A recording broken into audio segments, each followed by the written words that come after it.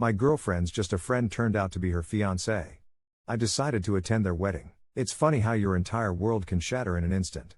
For me, it was a random Tuesday afternoon when I stopped by my girlfriend Mia's apartment to surprise her with lunch.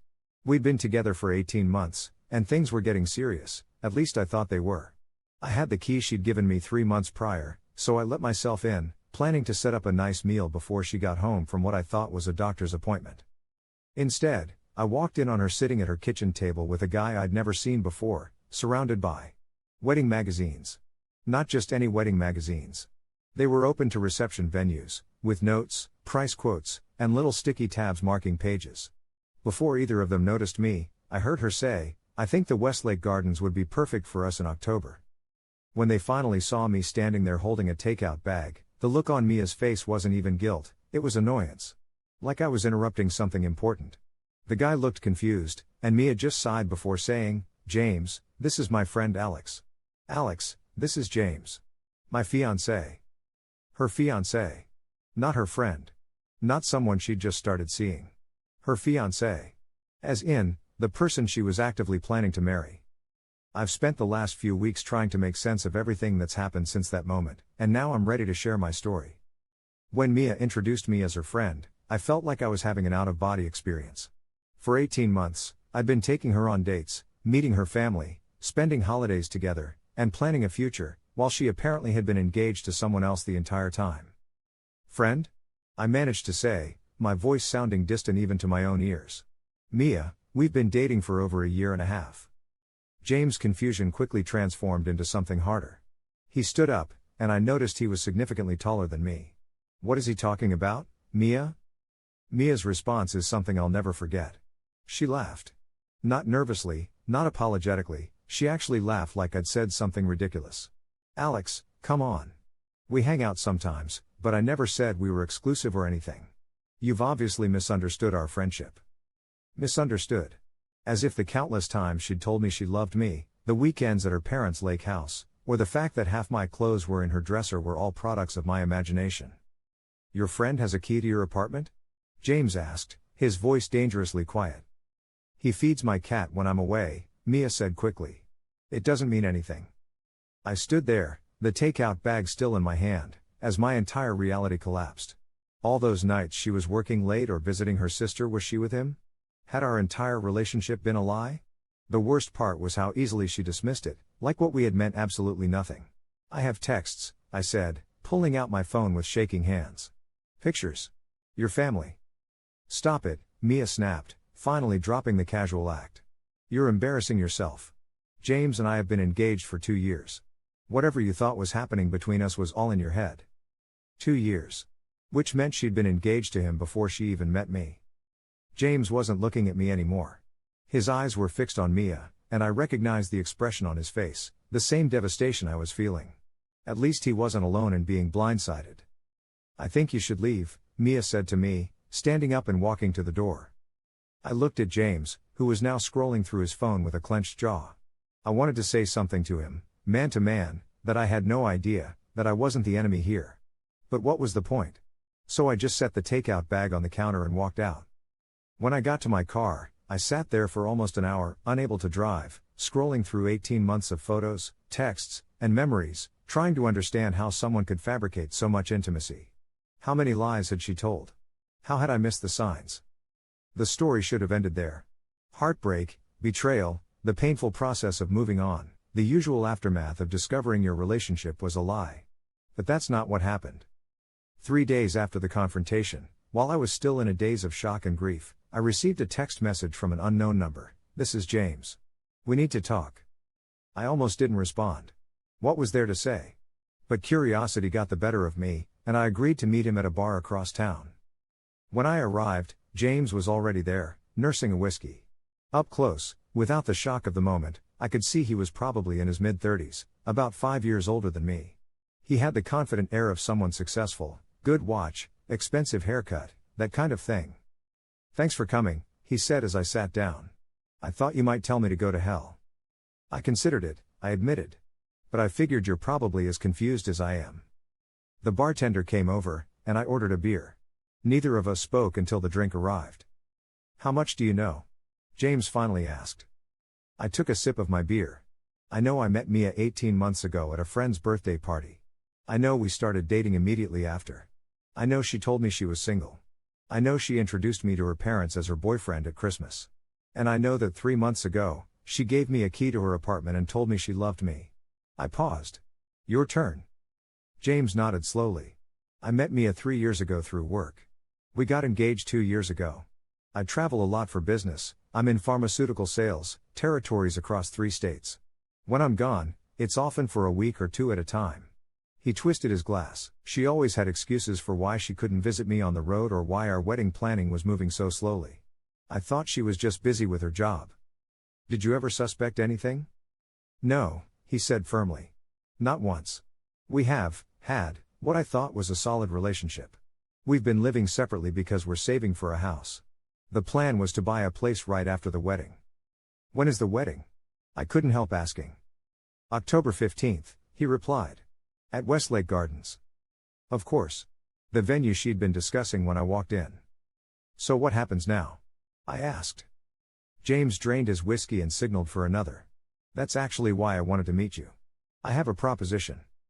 Now, I should mention that I was expecting something along the lines of confronting Mia together, or comparing notes to figure out what else she'd been lying about. What James suggested instead left me speechless. I still plan to marry Mia, he said, his voice steady. But not for the reasons you might think. After I left her apartment that day, I did some digging. Turns out you weren't the only side piece. There have been others during our engagement, and probably before. I also found some financial discrepancies that concern me. And you still want to marry her? I couldn't keep the disbelief from my voice.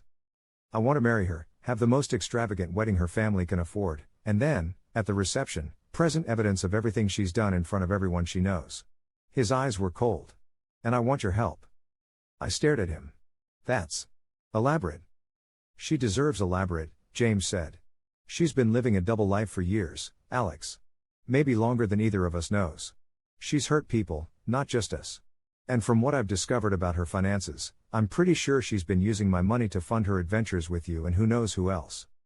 I thought about all the nice restaurants Mia had insisted on, the weekend trips, the expensive gifts she'd saved up for. Had that all been James' money? What exactly do you need from me? I asked carefully. Information, for now. Dates, photographs, evidence of your relationship. And eventually, your presence at the wedding. I nearly choked on my beer. You want me to attend your wedding to Mia? Not as a guest, James clarified. As part of the staff. I have a contact at Westlake Gardens who can get you in as a waiter or something for the reception. You'll be there when I make my speech and reveal everything. Part of me knew I should walk away. This was venturing into territory that felt excessive, possibly even cruel. But another part of me, the part still raw from Mia's dismissal of our entire relationship, wanted to see her face when her carefully constructed world fell apart. I'll think about it, I said finally. James slid a business card across the table. Take your time, but not too much time, we've got a wedding to prepare for. As I left the bar that night, I wondered what kind of person I would be if I accepted his offer. Was it justice, or was it just revenge? And was there even a difference at that point? I didn't contact James for a week. During that time, Mia reached out once, a single text asking if I could drop off any of her things that were at my place. No apology, no explanation. Just practical matters, as if we really had been nothing more than casual friends. I didn't respond. What finally made my decision was running into Mia's sister, Kate, at the grocery store. Kate had always been friendly to me, and we'd spent time together at family gatherings. When she saw me, her expression turned anxious. Alex, hey, she said awkwardly. How are you doing? I've been better, I replied honestly. Did Mia tell you what happened? Kate looked around uncomfortably. She said you guys had a misunderstanding. That you got too attached and made a scene when you found out she was engaged. I was stunned. That's what she told you? Kate, she introduced me to your parents as her boyfriend. At Christmas, your mom pulled me aside and asked about my intentions because Mia had told her things were serious between us. Kate's face paled. What? No, that's not. Mia told us you were just a friend from work who needed somewhere to go for the holidays because your family lives overseas. My family lives 20 minutes away. I'd talked about them extensively with Kate and her parents. She's been lying to everyone, I said quietly. Not just me and James. Your whole family. Kate looked genuinely distressed. I don't understand why she would do this. James is such a nice guy, and they've been planning this wedding for so long. Are you sure you didn't misinterpret? Kate, I interrupted. I have photos of us together from your parents' anniversary dinner. Your dad's retirement party. The lake house last summer. Mia and I were together.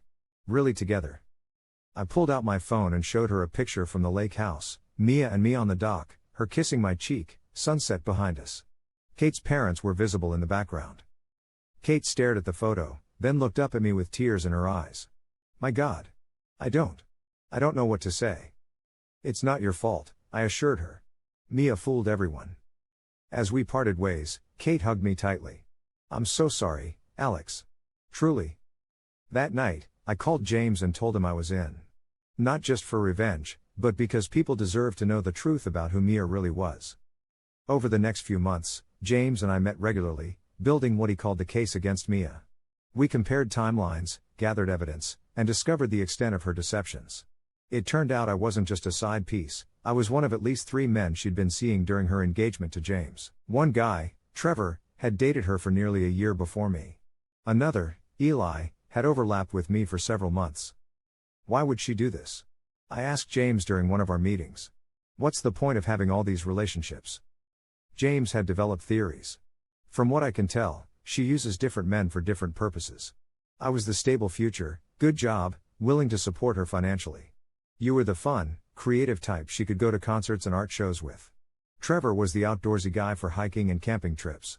Eli seems to have been the party connection, lots of photos of them at clubs and music festivals.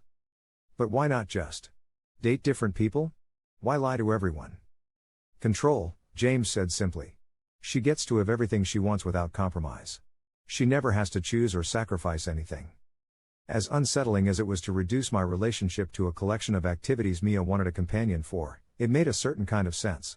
Whenever I'd suggested something outside my apparent lane like taking a weekend camping trip, Mia had always had excuses for why we couldn't go. As October approached, our plan took final shape. James had secured me a position as a server at the reception through his contact at Westlake Gardens. I would work the event normally until James gave his speech, at which point I would move to a specific position where Mia would clearly see me. James would then reveal everything, with documentation displayed on the reception hall's projector screens. It was elaborate, yes. Excessive, probably.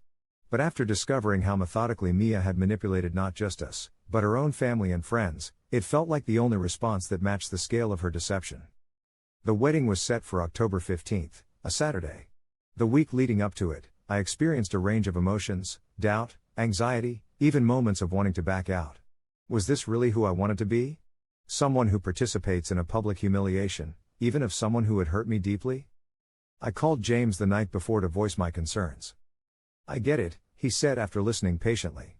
But think about it this way, if we don't do this, she'll just move on to the next victims. She'll keep using people, hurting them, lying to everyone in her life. In a way, this isn't just about revenge. It's about stopping her. Put that way, it almost felt like a moral obligation. Almost. The morning of the wedding arrived crisp and clear, a perfect fall day. I reported to Westlake Gardens at 2 p.m. for my shift, dressed in the standard uniform of black pants, white shirt, and black vest. The ceremony would be at 4 p.m., followed by cocktail hour, then the reception at 6 p.m. The venue was stunning, I had to admit. Westlake Gardens was an old estate with immaculate grounds, a glass-enclosed reception hall overlooking a lake, and gardens bursting with fall colors. No expense had been spared, elaborate floral arrangements, custom lighting, a string quartet for the ceremony. I wondered again whose money had paid for all this. I spent the first hours helping set up the reception hall, avoiding the areas where the wedding party was preparing. The other servers were friendly, assuming I was just another guy picking up event work to make ends meet. In a way, I was playing a role, just like Mia had been doing for years. At 3:45, guests began to arrive for the ceremony. I watched from the reception hall as they made their way to the garden where rows of white chairs faced an flower-covered arbor. From my vantage point, I could see without being seen, and eventually I spotted Mia's parents and Kate. Kate looked uncomfortable, glancing around nervously. Had she suspected something was off after our conversation? Or had she confronted Mia? At 4 p.m. sharp, the music changed, and the ceremony began. I couldn't see much from my position, but I caught glimpses of Mia in her white dress, walking down the aisle on her father's arm. Even from a distance, she was radiant, the picture of a happy bride. The perfect image, just like everything else she crafted. The ceremony lasted about 30 minutes. I heard distant applause and cheering, signaling that James and Mia were now officially married. The guests moved to a terrace area for cocktail hour while the wedding party took photos.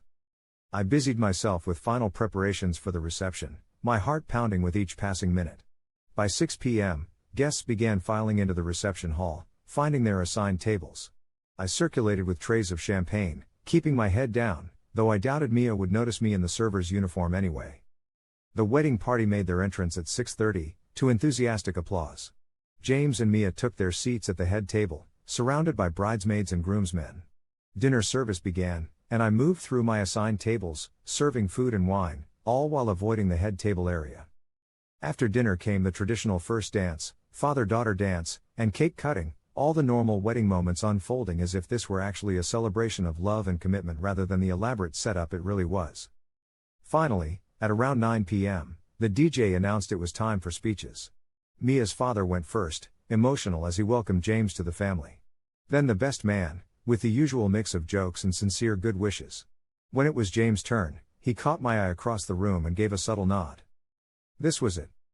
I moved to my designated position as James took the microphone. From here, I had a clear view of Mia's face, and she had a clear view of me if she looked in my direction. I want to thank everyone for coming today to celebrate with Mia and me, James began, his voice steady. It means so much to have all the important people in our lives gathered in one place. Mia smiled up at him adoringly. The perfect bride. When I met Mia 3 years ago, James continued, I thought I'd found someone special. Someone honest, loyal, and true. He paused. Unfortunately, I was wrong. A confused murmur went through the crowd. Mia's smile faltered slightly. You see, while Mia and I have been engaged, she's been living a double life. Actually, multiple lives, with multiple men. James nodded to someone at the back of the room, and suddenly the projection screens that had been showing romantic photos of the couple changed to display a timeline, with photographs of Mia with different men, including me, all dated during their engagement. Gasps echoed through the hall. Mia's face drained of color. This is Alex, James said, pointing to a photo of Mia and me. Mia dated him for 18 months during our engagement. Told him she was single. Introduced him to her family as her boyfriend.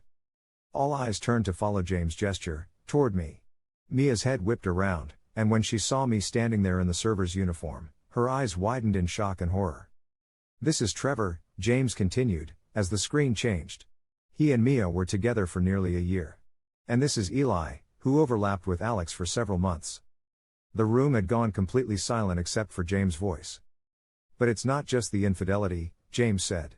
It's the calculated deception. Mia told different stories to different people.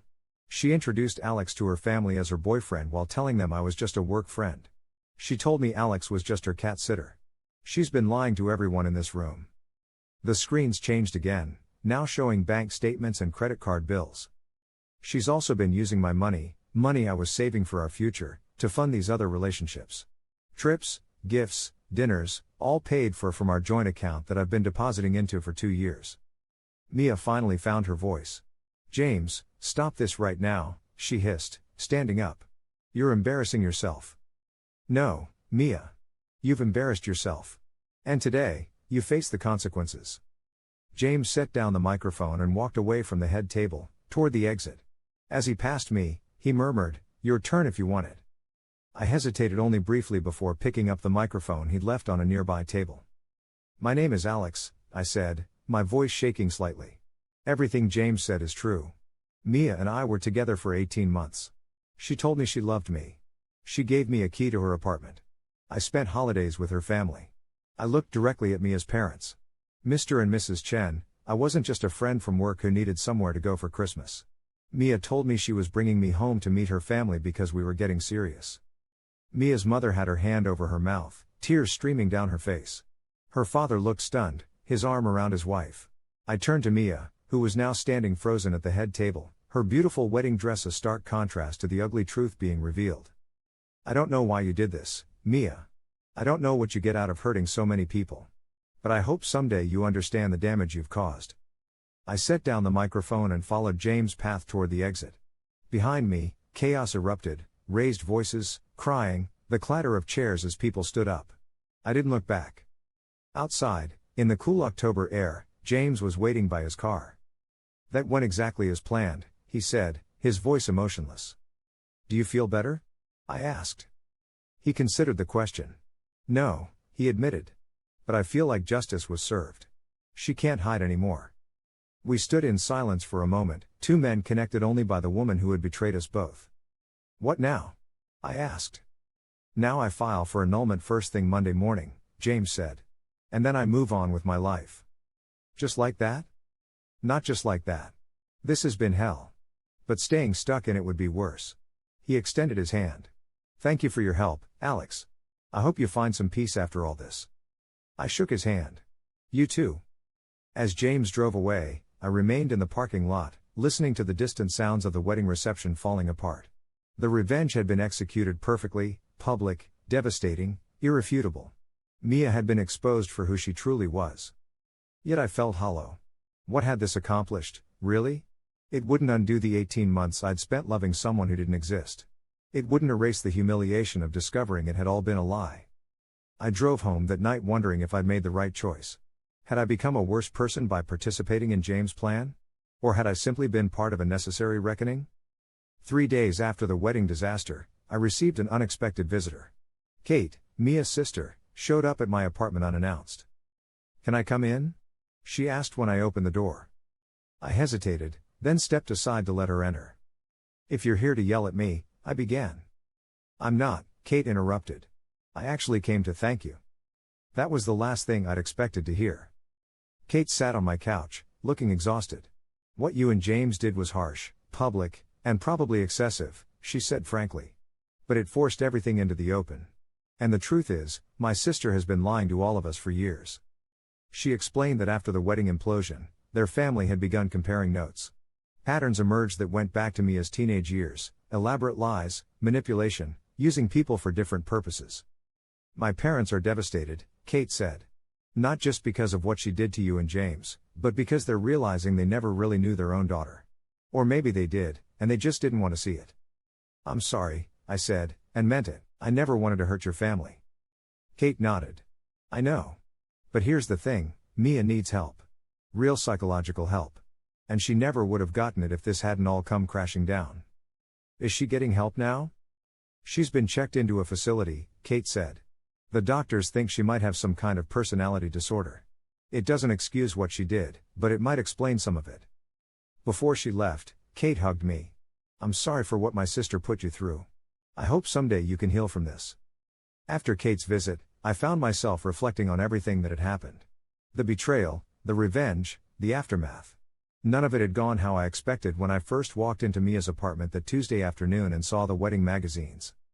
In the months that followed, I gradually rebuilt my life. I focused on work, reconnected with friends I'd neglected during my relationship with Mia, and eventually started dating again, more cautiously this time, with clearer eyes about red flags and inconsistencies. I heard through Kate that Mia remained in treatment for nearly a year. James' annulment was granted quickly, and he eventually moved to another state for a new job. The last I heard, he was in a relationship with someone new and seemed happy. As for me, I'm still processing everything that happened. Sometimes I regret participating in the wedding revelation. It feels like I stooped to Mia's level of manipulation and deceit, even if my motives were different. Other times, I think it was necessary, not just for justice, but because it forced Mia to get the help she needed and prevented her from hurting more people. The hardest lesson I've had to learn is that closure doesn't always come in the form you expect. Sometimes it's not about getting answers or even revenge. Sometimes it's simply about accepting what happened and choosing to move forward anyway. 2 years after the wedding incident, I received one last text from Mia: "I'm sorry for the pain I caused you. It wasn't about you, it was never about any of you. I hope someday you can forgive me, but I understand if you can't." I never responded. Some chapters are better left closed. Update, 5 years later. I didn't plan to update this story, but something happened recently that brought everything full circle, and I felt compelled to share. Last month, I was at a coffee shop in a city 3 hours from where I live now, there for a work conference. As I waited for my order, someone called my name. Not a shout, but a hesitant, questioning tone that made me turn. It was Kate, Mia's sister. "I thought that was you," she said with a small smile. "How are you?" We ended up sitting together, catching up on the 5 years that had passed. Kate was married now, with a 1-year-old daughter. She looked happy, settled. "Do you ever hear from Mia?" I finally asked, the question I'd been avoiding. Kate nodded. "She's doing well, actually. After her treatment, she moved to Arizona. She's working as a counselor, believe it or not, helping people with similar issues to hers." "That's unexpected," I admitted. "She had to complete years of therapy before they'd even consider her for the program," Kate explained. "But I think helping others understand their patterns has been healing for her." "Is she with anyone?" I couldn't help asking.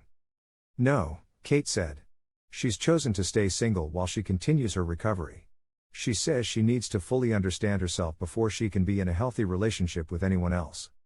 As we were about to part ways, Kate hesitated, then reached into her purse. "She asked me to give you this if I ever ran into you. I've been carrying it for almost a year." She handed me a sealed envelope with my name written on it. I didn't open the letter until I was back in my hotel room that evening. Inside was a handwritten note. "Alex, I've written and rewritten this letter dozens of times over the years. There's no adequate apology for what I did to you, to James, to everyone I hurt. What I can tell you is that I've been diagnosed with borderline personality disorder with narcissistic traits. It doesn't excuse my behavior, but understanding it has helped me work toward change. I created different versions of myself for different people because I had no stable sense of who I actually was. I sought validation constantly because I felt empty without it. I remember real moments with you, laughing at that terrible movie, walking by the lake at sunset, the time you made soup when I was sick. Those weren't all lies. My feelings were real in those moments. I just couldn't sustain a consistent self across different relationships and contexts. I don't expect forgiveness. I just wanted you to know that the person who hurt you so badly is trying to become someone better. Someone who won't hurt others that way again. I hope you've found happiness. Mia." I sat with that letter for a long time, uncertain how to feel. On one hand, it seemed like Mia had genuinely changed, had done the hard work of confronting her issues. On the other hand, words on paper are easy, actions over time are what truly demonstrate change. In the end, I decided to respond, sending a brief email to the address she'd included. "Thank you for your letter. I'm glad you found help and a path forward. I've found my own peace as well. I wish you continued healing." She replied with just 2 words, "Thank you." That exchange brought me a sense of closure I hadn't realized I still needed. Not forgiveness exactly, but acceptance, of what happened, of the pain it caused, and of the fact that people can change, even those who have hurt us deeply.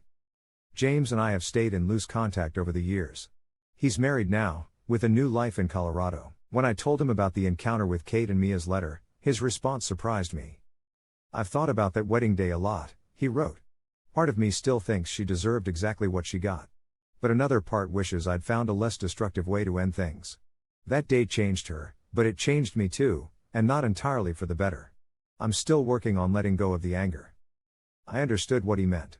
Our revenge had been satisfying in the moment, but its effects lingered in ways we hadn't anticipated. The public humiliation had forced Mia to confront her issues, yes, but it had also left all of us carrying pieces of that day for years afterward. If there's a lesson in all of this, perhaps it's that the most devastating betrayals don't have clean resolutions. There's no perfect revenge, no perfect forgiveness, no perfect way to move forward. There's just the messy, complicated process of healing, for everyone involved. I'm in a good relationship now with someone who knows my story. She's helped me recognize that what happened with Mia wasn't a reflection of my worth or judgment, but rather the actions of someone struggling with serious issues. That perspective has been healing. Sometimes people ask me if I regret participating in James' wedding revelation plan. The honest answer is both yes and no. I regret contributing to a public spectacle that caused pain to many innocent people, like Mia's parents. But I don't regret that the truth came out. It needed to, not just for justice, but so Mia could get the help she needed. The strangest part of this entire experience is that despite everything, the betrayal, the revenge, the years of processing, I don't hate Mia anymore. I don't particularly like her either. What I feel is something more neutral. I hope she continues to heal. I hope she doesn't hurt anyone else the way she hurt me. And I hope that someday, the wedding day spectacle will feel like a distant memory rather than a defining moment for any of us. Life moves forward. We all make choices about who we want to be in the aftermath of pain. I'm choosing to be someone who learns from it rather than someone defined by it. And in the end, that feels like the real victory.